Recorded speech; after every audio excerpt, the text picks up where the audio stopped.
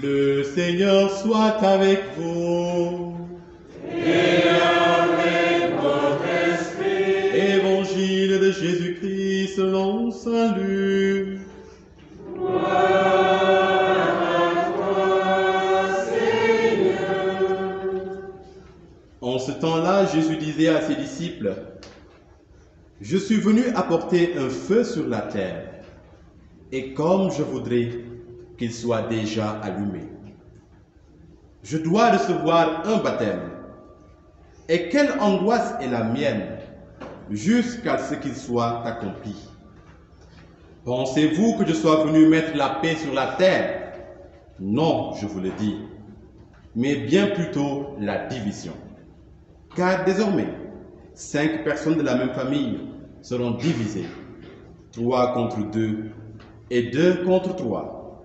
Ils se diviseront, le père contre le fils et le fils contre le père, la mère contre la fille et la fille contre la mère, la belle-mère contre la belle-fille et la belle-fille contre la belle-mère.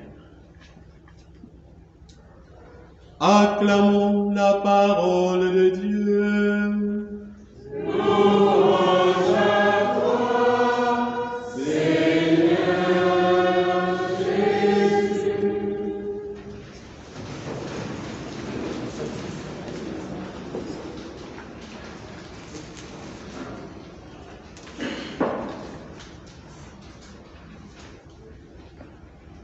Au début de ce temps de partage, de méditation, nous invoquons le Saint-Esprit afin qu'il dispose nos cœurs à écouter sa parole. Ô Seigneur, envoie ton Esprit, qui renouvelle la face de la terre. Ô Seigneur, envoie ton Esprit, qui renouvelle la face de la terre. Ô Seigneur, envoie ton Esprit, qui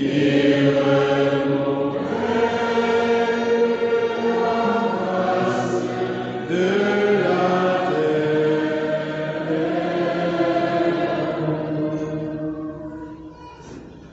Je suis venu apporter un feu sur la terre, et comme je voudrais qu'il soit déjà allumé. Bien-aimés dans la foi, c'est par cette déclaration que Jésus entame son propos en ce jour, dans un style d'ailleurs assez grave et une ambiance, nous le devinons, bien lourde. Il est ici question d'un feu qui doit s'allumer. Jésus aime beaucoup employer des symboles, des images lorsqu'il s'exprime. Et puisqu'il est infiniment, comme j'aime l'appeler, un crack, Jésus est un crack, eh bien il ne les emploie jamais au hasard. Dans les Saintes Écritures, Dieu a souvent utilisé le feu pour au moins 2 circonstances. D'abord, pour révéler sa présence. Exode chapitre 3, les versets 1 à 2. Moïse faisait paître le troupeau de Jéthro, son beau-père, prêtre de Madian. Il mena le troupeau au-delà du désert et arriva à la montagne de Dieu, à Horeb. L'ange de Dieu lui apparut en flamme de feu au milieu du buisson. Et Moïse vit. Et voici, le buisson était tout en feu et le buisson ne se consumait pas. Hébreux chapitre 12, le verset 19. Puisque nous rentrons en possession d'un royaume qui ne sera point ébranlé, retenons fermement la grâce. Par elle, rendons à Dieu un culte qui lui soit agréable, avec piété et crainte, car notre Dieu aussi est un feu dévorant. Apocalypse chapitre 4, verset 5. Du trône de Dieu sortent des éclairs, des voix et des tonnerres. Et 7 lampes ardentes brûlent devant le trône. Ce sont les 7 esprits de Dieu. Dieu utilise le feu aussi pour manifester sa réponse. Manifester sa réponse ou manifester au sens plus large sa réaction. Genèse chapitre 19, verset 24. Alors le Seigneur fit pleuvoir sur Sodome et Gomorrhe du soufre et du feu venant du ciel. Premier livre des rois, chapitre 18, des versets 36 à 39. À l'heure où l'on offre l'oblation du soir, Élie le prophète s'avança et dit: Seigneur, Dieu d'Abraham, d'Isaac et de Jacob, que l'on sache aujourd'hui que vous êtes Dieu en Israël, que je suis votre serviteur et que j'ai fait toutes ces choses selon votre parole. Exaucez-moi, Seigneur, exaucez-moi, afin que ce peuple reconnaisse que vous, Seigneur, vous êtes Dieu, et que c'est vous qui ramenez leur cœur en arrière. Alors, le feu de Dieu tomba, et il consuma l'holocauste, le bois, les pierres et la terre, et absorba l'eau qui était dans le fossé. Quand tout le peuple vit cela, tous tombèrent face contre terre et dirent: c'est le Seigneur d'Israël qui est Dieu, c'est le Seigneur d'Israël qui est Dieu. Deuxième épître de Saint Pierre, chapitre 3, verset 10. Cependant, le jour du Seigneur viendra comme un voleur. En ce jour, les cieux passeront avec fracas, les éléments embrasés se dissoudront, et la terre sera consumée avec les ouvrages qu'elle renferme. Ainsi, bien-aimés, par le feu, Dieu manifestait sa présence et sa réponse à la piété ou à l'impiété de son peuple. Dans l'évangile que nous venons d'entendre, Jésus, parlant du feu, ajoute et précise: comme je voudrais qu'il soit déjà allumé. Quel est donc le feu que Jésus voudrait déjà voir allumé? Eh bien, il s'agit d'abord du feu, de la présence et de la puissance de Dieu. Nous vivons aujourd'hui dans un monde où les nouvelles idéologies, les nouvelles priorités de l'homme, la quête effrénée de l'argent, du plaisir et du succès œuvrent d'arrache-pied à éteindre la présence de Dieu dans le cœur de l'homme. Le succès éclatant des nouvelles technologies devient tellement flatteur pour l'homme de ce temps que ce dernier cherche de plus en plus à se tirailler le trône de la toute-puissance avec Dieu, en lui disant: tu m'as créé, c'est vrai, mais vois un peu mes réalisations, tu n'aurais pas fait mieux, je suis tout-puissant, tout comme toi. Dans un pareil monde, Jésus veut rallumer le feu de la vérité qui est que Dieu demeure présent et reste le Tout-Puissant, et sans lui, sans sa grâce, sans ses dons, sans son appui, l'homme n'est rien et ne peut rien faire. Jésus nous dit bien dans sa parole: sine me, nihil potestis facere. Sans moi, vous ne pouvez rien faire. Jésus veut aussi que le feu qui soit allumé soit la parole de Dieu. Et ce feu symbolise la parole de Dieu. La parole qui doit dévorer toutes les paroles et propositions mensongères du monde qui éloigne l'homme de Dieu. Jérémie chapitre 5, verset 14. C'est pourquoi ainsi parle le Seigneur, le Dieu des armées. Parce que vous dites cette parole-là: voici que je mets ma parole dans ta bouche comme un feu. Et ce peuple sera comme du bois, et ce feu les dévorera. Jérémie, toujours chapitre 23, verset 29. Ma parole n'est-elle pas comme un feu, oracle du Seigneur, comme un marteau qui brise le roc? Jésus encore veut rallumer le feu comme moyen de purification plus efficace que l'eau. Un feu par lequel il désigne la purification des consciences qui est opérée par le Saint-Esprit. Isaïe chapitre 1, verset 25. J'étendrai ma main sur toi et je fondrai tes scories comme avec de la potasse, et j'ôterai toutes tes parcelles de plomb. Zacharie chapitre 13, verset 9. Je ferai entrer le tiers restant dans le feu, et je l'épurerai comme on épure l'argent. Je l'éprouverai comme on éprouve l'or. Il invoquera mon nom, et moi je l'exaucerai. Je dirai, c'est mon peuple, et il dira, le Seigneur est mon Dieu. Donc, le feu qui symbolise la présence et la puissance de Dieu, le feu qui symbolise la parole de Dieu, le feu qui symbolise le moyen de purification par lequel le Seigneur purifie nos consciences. Et ce feu poussé à son degré ultime, c'est le feu de la réconciliation avec Dieu. Et chaque fois que le sacrement de la pénitence-réconciliation est administré, alors ce feu de la purification des consciences se répand dans le monde. Mais le Seigneur a toujours soif, bien-aimé.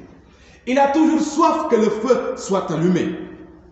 Il veut que ce feu ne soit pas seulement allumé ça et là, de manière éparse, mais qu'il brûle vivement en chacun et chacune de nous et se répande dans le monde entier. Scientifiquement, bien-aimé, pour qu'un feu s'allume, 3 conditions sont requises. D'abord, il faut un combustible, c'est-à-dire quelque chose qui est capable de brûler. Il faut ensuite une température suffisamment élevée pour provoquer la combustion. On appelle cela la température d'ignition.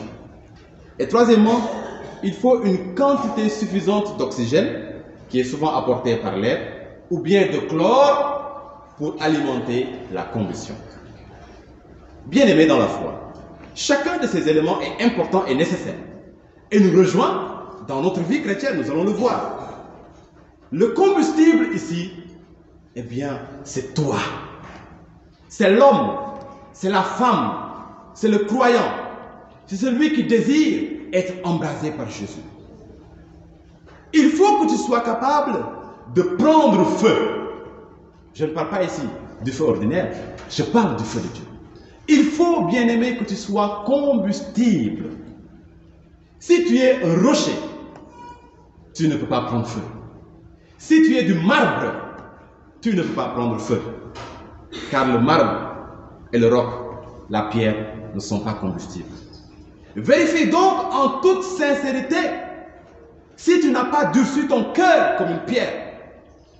Si tel est le cas, comment le feu de Dieu s'allumerait-il en toi? La température d'ignition, c'est-à-dire la température nécessaire qu'il faut, la chaleur nécessaire qu'il faut pour que la combustion s'active, eh bien, c'est ton degré d'amour et d'humilité. Les deux à la fois. Ton degré d'amour et d'humilité. Si ton amour et ton humilité sont d'un niveau élevé, si ton amour est ardent, si ton humilité est profonde, alors tu prends feu très vite. Mais si ton amour est faible, ainsi que ton humilité, si tu aimes sans être humble, si tu es humble sans aimer ton prochain, alors tu n'atteins pas la température d'ignition suffisante et tu ne prends donc pas feu. Troisièmement, la quantité suffisante d'oxygène ou de chlore, ici, eh bien c'est le Saint-Esprit. Est-ce que tu offres au Saint-Esprit la liberté d'agir dans ta vie, dans ton existence? Est-ce que tu le laisses te conduire? Est-ce que tu l'invoques dans toutes tes activités?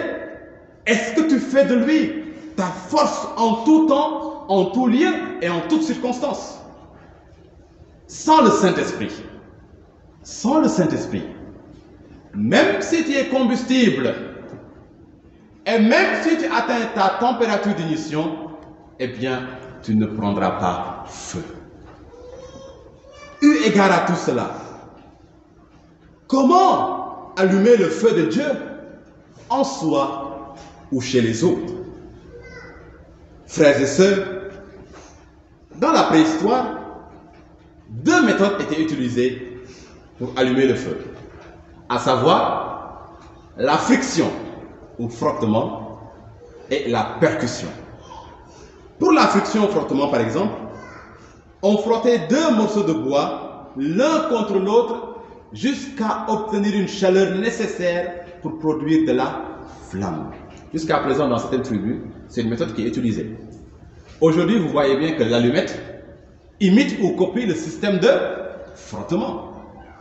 On frotte le brin contre la matière combustible afin de pouvoir produire la flamme. Ainsi, toi aussi, tu as besoin de te frotter autant que possible au Seigneur pour devenir feu. Et tu réussiras à le faire. Comment? Eh bien, par une vie de prière soutenue. Une vie de prière soutenue. Par une régulière adoration du Saint-Sacrement. Qui se frotte au feu naturel s'y brûle. Qui se frotte au feu qu'est Jésus s'y brûle aussi. Et pour la percussion, deuxième méthode préhistorique d'obtenir du feu, on frappait deux pierres de silex l'une contre l'autre. Et de cet entrechoc jaillissaient des étincelles qui produisaient de la flamme au contact du combustible. Eh bien toi aussi, quand tu rencontres Jésus-Christ véritablement, quand il te percute, il y a un feu qui se produit et qui se propage en toi. Tu peux sentir ce feu dans ton cœur, un feu qui brûle ardemment en toi et te donne le désir de faire connaître Jésus-Christ au monde entier. C'est le feu qui brûlait dans le cœur de Saint Dominique Savio. C'est le même feu qui brûlait dans le cœur de Sainte Catherine Tekakwitha. Deux adolescents saints dont nous avons lu, écouté et apprécié la vie au cours de notre retraite avec les adolescents ici présents. Et une fois que tu as vraiment rencontré Jésus, tu n'es plus le même. Une fois que tu as rencontré Jésus, tu n'es plus la même. Ta vie prend une autre tournure. Tu changes de vie, tu changes de façon de voir les choses. Et tu n'es plus forcément agréable à tout le monde, comme auparavant. Parfois, même tes meilleurs amis, même des parents, des proches vont te quitter, car Jésus et sa bonne nouvelle les dérangent. Jésus lui-même l'a dit dans l'évangile. Pensez-vous que je sois venu mettre la paix sur la terre? Non, je vous le dis, mais bien plutôt la division. C'est pas que Jésus, en quittant son Père, en venant s'incarner, avait comme programme d'action de répandre la division dans le monde. Mais il sait que le message qu'il apporte, c'est un message qui ne sera pas reçu de tous. La lumière est entrée dans le monde et les ténèbres ne l'ont pas accueilli. Le diviseur, c'est le diable. Diabolos, division. Et c'est le diable qui amène la division quand il voit le message de Jésus et qu'il ne veut pas que les gens adhèrent à ce message. Alors il se crée une troupe, il se crée des alliés et il les retient pour les empêcher d'aller à la bonne nouvelle. Et du fait que certains rejoignent la bonne nouvelle et que d'autres ne partent pas, il y a déjà là une division.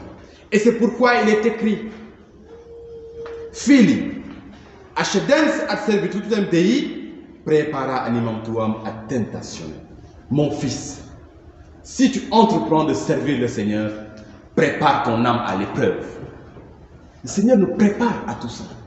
Il nous dit, eh bien, vous voulez être mes messagers, très bonne chose.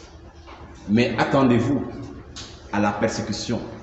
Attendez-vous à ce que dans votre propre famille, que votre papa soit contre vous, que votre maman soit contre vous, que vos frères et sœurs s'insurgent contre vous à cause du message que vous portez. Et dans la première lecture, nous avons vu cet exemple chez le prophète Jérémie. Jérémie qui a été jeté dans une fosse boueuse à cause du message puissant, du message de feu qu'il portait. Mais quelles que soient les persécutions que tu rencontres, dans ce témoignage qui est existentiel, dans ce témoignage qui est essentiel, dans ce témoignage qui est fondamental, sache toujours, et rappelle-toi cela tous les matins, tu es sur la voie de la vérité, car Jésus-Christ est lui-même la vérité. Je suis le chemin, la vérité et la vie. Il demeure la vérité aussi floue que soit notre vision. Courons avec endurance l'épreuve qui nous est proposée, les yeux fixés sur Jésus-Christ qui est à l'origine et au terme de notre foi. Hébreux 12, 1 à 4. C'est l'exhortation que l'apôtre Paul nous donne aujourd'hui. Courons avec endurance. Pour pouvoir accomplir la mission du Seigneur, il faudra être endurant. Il ne faudra pas être quelqu'un qui se décourage facilement. La mission n'est pas pour ceux qui se découragent vite. Le Seigneur n'a jamais dit que ce serait facile. Mais il nous a toujours dit, ma grâce te suffit. Et c'est pourquoi Paul dit, c'est quand je suis faible que je suis fort. Alors quand vous êtes abattu, ébranlé, face à toutes les vagues du monde, sachez que c'est en ce moment, eh bien, que vous êtes plus fort. Ne vous laissez pas décourager. Ne vous laissez pas briser. C'est le seul objectif du diable dans ce monde. Briser les chrétiens afin de détruire l'évangile. Car c'est nous qui portons l'évangile. Quand vous brisez les fondements ou bien les colonnes d'un bâtiment, le bâtiment il s'écroule. N'acceptez pas d'être brisé. Si nous sommes feu, bien-aimés, nous sommes deux choses. Nous sommes lumière, mais nous sommes aussi chaleur. Nous avons donc pour mission de nous répandre dans le monde et de l'illuminer de partout. Le Concile Vatican II insiste beaucoup sur la mission des laïcs dans ce sens. Il dit que les laïcs sont dans toutes les sphères de la société où le prêtre ne peut pas être présent. Et donc, la plus grande mission d'implanter l'évangile dans le monde se trouve entre leurs mains. Dans ton milieu professionnel, dans ton école, au marché, où que tu sois, tu es appelé à être lumière. Et quand il y a beaucoup de points de lumière dans la ville, alors la ville tout entière est illuminée et le spectacle vu d'en haut est magnifique.